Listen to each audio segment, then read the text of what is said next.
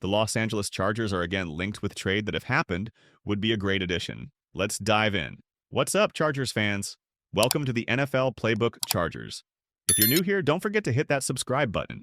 This channel is all about breaking down everything you need to know about the Bolts. So even though Ladd McConkey emerged as a true WR1 for the LA Chargers in 2024, it goes without saying that Justin Herbert needs more weapons before the 2025 season. Nobody outside of McConkey could consistently create separation, and that will hold the Chargers back from being a true Super Bowl contender. And the problem doesn't just exist at wide receiver, as the Chargers are thin at tight end too.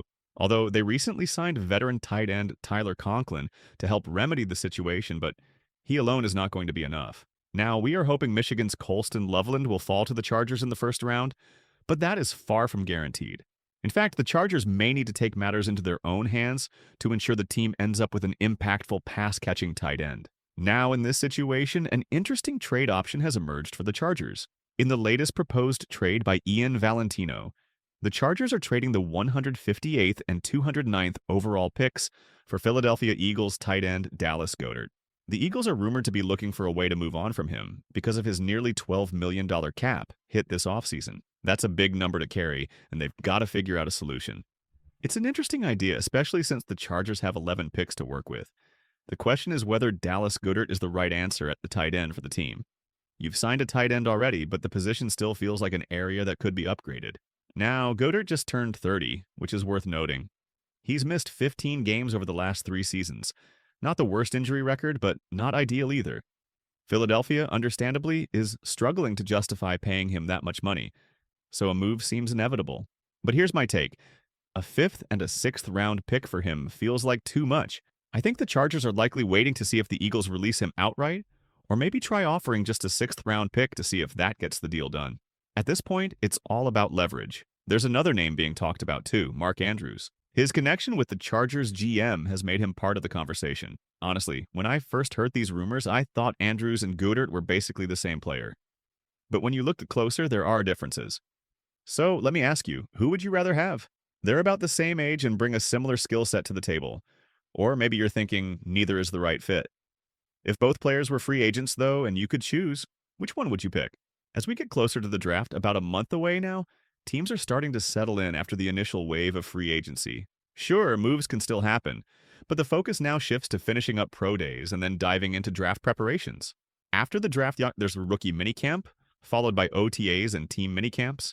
Then summer slows down in July before training camp starts ramping up in August.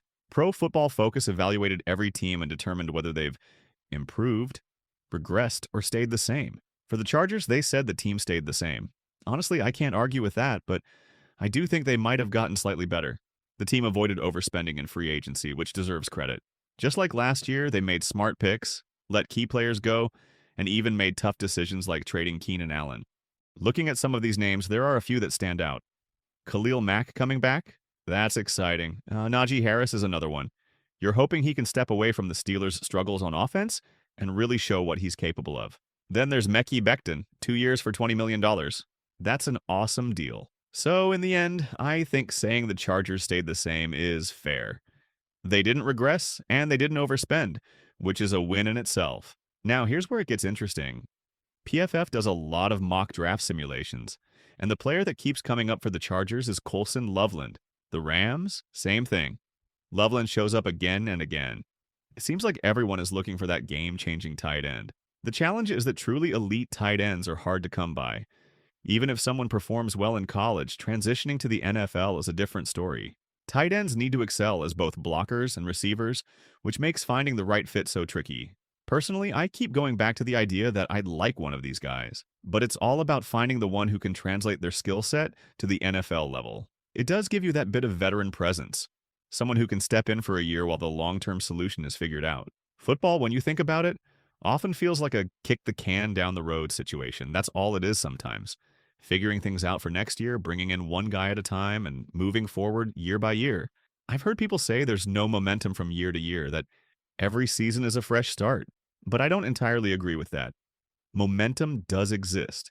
If you've had a solid season, you can build off that. Players develop, young cores improve, and there's a foundation to grow on. But at the same time, there's always that focus on the here and now. Who's on the roster and what's the plan for this season? When it comes to tight ends, I'd prefer one of the other guys over Colston Loveland. No doubt Loveland is outstanding, but he never had a strong quarterback to showcase his full potential. It makes you wonder just how good he really is or could be. So, what do you think, guys? Share your thoughts in the comment section.